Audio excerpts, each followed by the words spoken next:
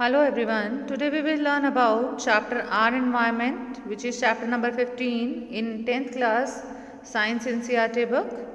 In today's video we will discuss about biotic and abiotic factors in detail, biotic and abiotic factors of ecosystem. Then we will study about food chain, food web, trophic levels and law of 10% law of energy transformation or transfer from one trophic level to another, that is a 10% law. Let's start it. Ecosystem, as we have done in the previous video, that ecosystem is the interaction between the biotic and abiotic components, where the biotic components are the living components and abiotic components are the non-living components, and these help in sustenance of the life. Their interaction help in sustenance of life. The biotic components include producers, consumers and decomposers, and consumers can be categorized into primary consumers, secondary consumers and top consumers. Now biotic components of the ecosystem, here you can see producers which are able to make their own food, consumers which eat other organisms for food, and decomposers which break down the dead material. And these are the living components and help in maintenance of food chains or flow of energy in the ecosystem. This diagram again depicting the different type of biotic factors, that is producers, consumers and decomposers. Now producers. Producers are the organisms which can prepare their own food by photosynthesis, and for making their own food they use the sunlight or solar energy, and that is absorbed by the chlorophyll of the leaves, and they trap the sunlight and help the plants in making the food in the form of starch and sucrose. All green plants and blue-green algae, they can produce their food in the form of sugar or starch from the inorganic substances using light energy, and the inorganic substances which they will use will be the carbon dioxide, water, and chlorophyll is necessary for the process of photosynthesis, and therefore all the green plants are the producers. They are also known as autotrophs. And planktons are the minute or microscopic organisms which float freely on the surface of water, and in aquatic ecosystem the producers are planktons. Planktons are mainly of two types, phytoplanktons and zooplanktons, and these phytoplanktons do photosynthesis, and these aquatic plants freely float on the surface of water are known as the phytoplanktons, and the microscopic aquatic animals freely float on the surface are known as zooplanktons, and these zooplankton consume these phytoplanktons and thus maintain the aquatic ecosystem.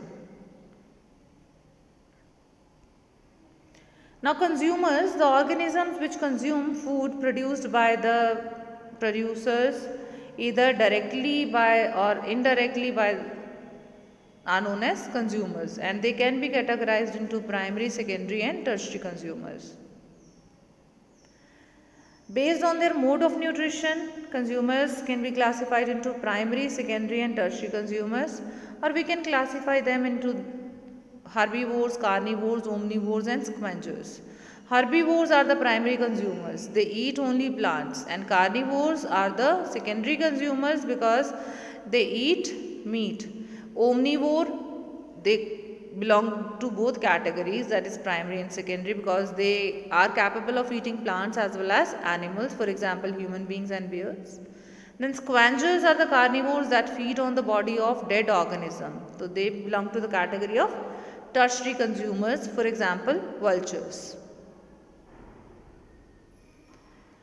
Now all herbivores and some parasites, they are the primary consumer. For example rabbit which eat grass. Grass is a type of producer and rabbit is a primary consumer. Then many small carnivores and some parasites, they are the secondary consumer. For example snake which eat rabbit, that is a secondary consumer, and larger carnivores and omnivores are the belong to the tertiary consumers. Owl which eat snakes, they belong to the tertiary consumers. Now decomposers are the organisms which are capable of breaking down the dead remains and waste products of the organisms. They break down the complex organic substances into the inorganic substances, and these inorganic substances are later on used by the plants from the soil. For example, decomposer examples are bacteria and fungi. These act as decomposer or cleaners of our environment. Now, what is the importance of these decomposers? They help in disposing of the waste or dead bodies of the plants and animals. Therefore, they are environmental cleaners, and they create space for the living of newer generations of the organisms. They also release minerals and other raw materials which are trapped in the organic matter, thus help in maintaining the fertility of soil and also help in nutrient cycling. Then they produce some acids which are useful in solubilization of some minerals. They also help in recycling the materials in the biosphere so that the process of life may go on, and on life an unending chain can be maintained. Now, ecosystem is sustained because of the food chains and food webs which are found in ecosystem, and mainly the food web exists in our ecosystem. Now, what is this food chain? This is a sequence of living organisms in a community in which one organism consumes the another organism to transfer food energy, or the food chain is unidirectional, as here the transfer of energy is unidirectional. Food chain is sequential process and it represents who eats whom. It refers to the arrangement of different biotic groups in a sequence of energy transfer, and these biotic groups are producers, herbivores and carnivores. Now, this diagram depicts certain food chains. Here you can see corn, which is a producer eaten up by rat, and that rat is eaten up by owl. This is a 3 linked food chain. Then 4 linked one is carrot, producer, rabbit eat carrots, fox eat rabbit and lion eat fox. That is a 4 linked food chains. And 5 trophic levels over here are shown to you: grass, producer, grasshopper, consumer, primary consumer, then, or we can say herbivore, or then frog which eat grasshopper, python eat frog, and eagle eat python. So this is a 5 linked food chain example.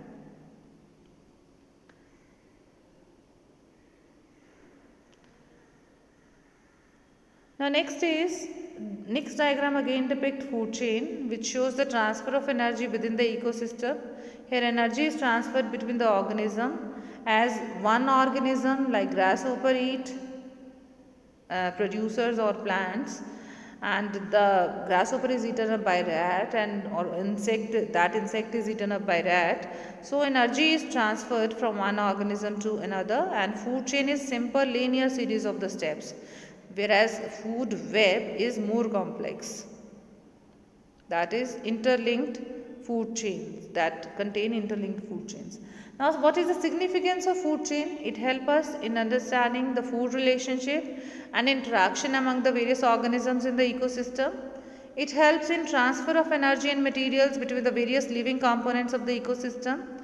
It gives dynamicity to the ecosystem or biosphere, and the movement of toxic substances like pesticides, weedicides and etc. through the food chains, which can be proved very harmful, may lead to the biomagnification. So this is indicating the harmful effect. If toxic substances will accumulate in the food chain, they affect the life, they may cause biomagnification. Now, food web. The interconnected food chains operating in an ecosystem which establish a network of relationship between the various species are called a food web. And in a food web, one organism may occupy a position in more than one food chain. An organism can obtain its food from different sources and in turn may be eaten up by the other organisms. Now, this diagram depicts a food chain. Here you can see the interrelationship. The organism rat may be eaten up by wolf or by eagle, or wolf may be eaten up by eagle, grasshopper by rat and frog. So this is showing the interrelated food chains, a network of food chains. Now next topic is trophic levels. Trophic levels are the levels in a food chain. The various steps in a food chain at which the transfer of food take place is called a trophic level.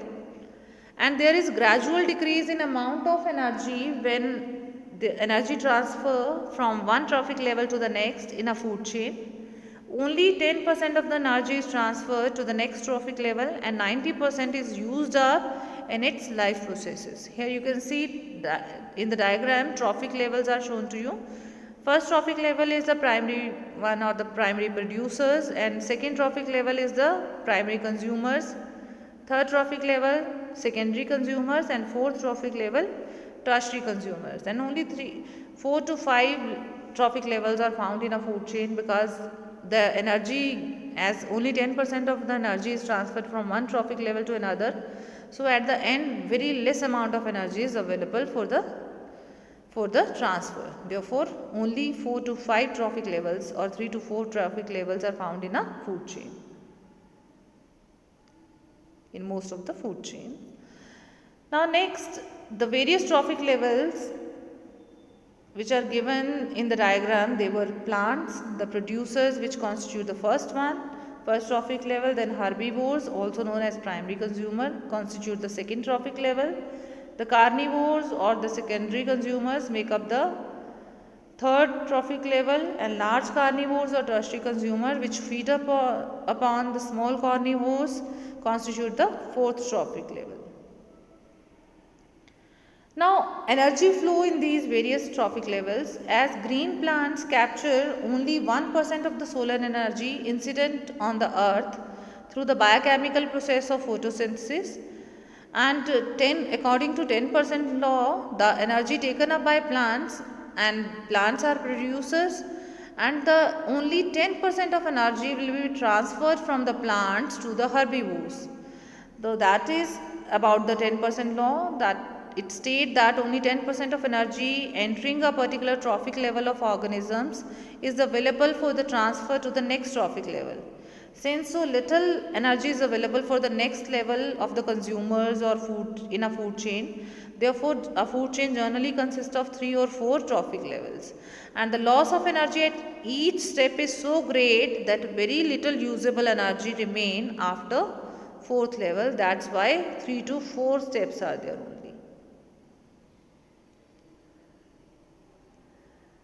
Now this example is showing the transfer of energy, solar energy, 1000 joule is there and 1% is trapped by plant, so only 10 joule of energy a plant contain, and a plant eating animal will have 10% of it, that is 1 joule. Then the herbivore eating animal has only 10% of it, that is 0.1 joule. Here in the example,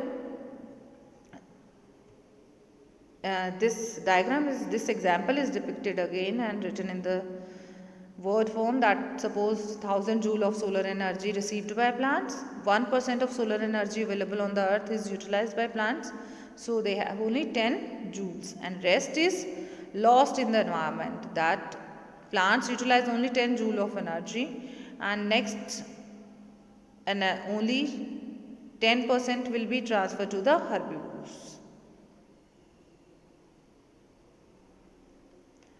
Now this diagram again depicts the loss of energy in a food chain. Here you can see sun is shown to you, that solar energy, 1000 joules of light energy is coming to the earth's surface, and plants will take up only 1% of it, that is 10 joule of energy is available to the plants as food, and whereas 990 joules is lost to the environment, and from the plants only 10 joules of energy, the 10% of energy is transferred to the herbivore, and they contain only 1 joule of energy. They will receive only 1 joule of energy, and this 1 joule of energy, again 10% will be received by the next organism, and they will receive only 10%, that is 0.1 joule. Here 9 joule of energy is lost to the environment, here 0.9 joule of energy is lost to the environment. That's all for today. Let's recapitulate that what we have done today. We have done ecosystem components, that is biotic and abiotic components, in which we have done producers, consumers and decomposers.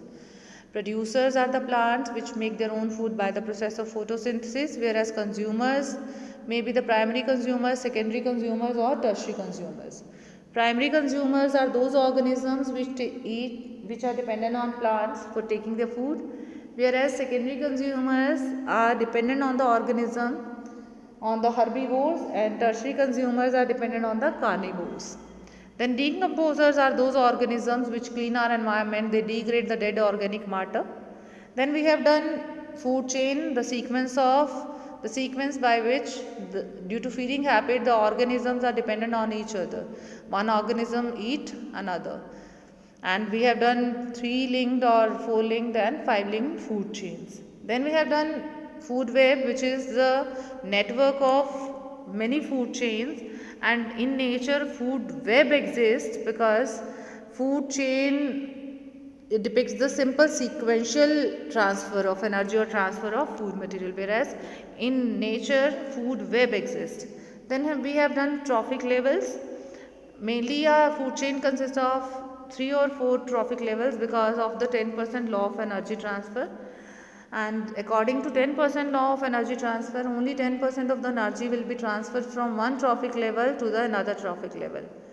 And the solar energy which reach the earth's surface, from that solar energy only 1% is trapped by plants or the producers. That's all for today. I hope you enjoyed this. Thank you.